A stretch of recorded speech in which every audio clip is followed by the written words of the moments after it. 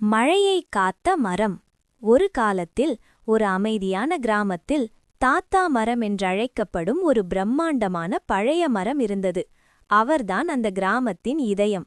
குழந்தைகள் அவரது குளிர்ந்த நிழலில் விளையாடினார்கள். பறவைகள் அவரது பச்சை கிளைகளில் அமர்ந்து இனிமையாக பாடினார்கள். ஆனால் ஒரு வருடம் வானம் பொய்த்துப் போனது. மழை பெய்வது நின்றது. வாரக்கணக்கில் வெயில் வாட்டியது. பச்சை புற்கள் காய்ந்து பழுப்பு நிறமாக மாறின. கிராமத்து ஆறும் வறண்டு போனது. அனைவரும் கவலைப்பட்டனர். சிறிய மீரா காய்ந்த நிலத்தை பார்த்து, ஏன் மழை பெய்யவில்லை என்று கேட்டாள்.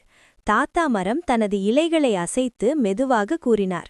மீரா, மழைக்கு மரங்கள் என்றால் பிடிக்கும்.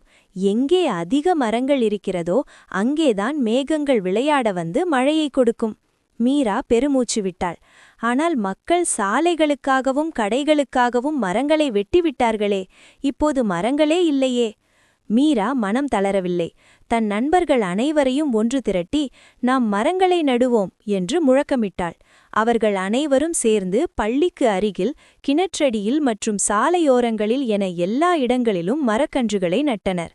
தினமும் அவற்றுக்கு தண்ணீர் ஊற்றி ஆடுகளிடமிருந்து பாதுகாத்தனர். வாரங்கள் கடந்தன.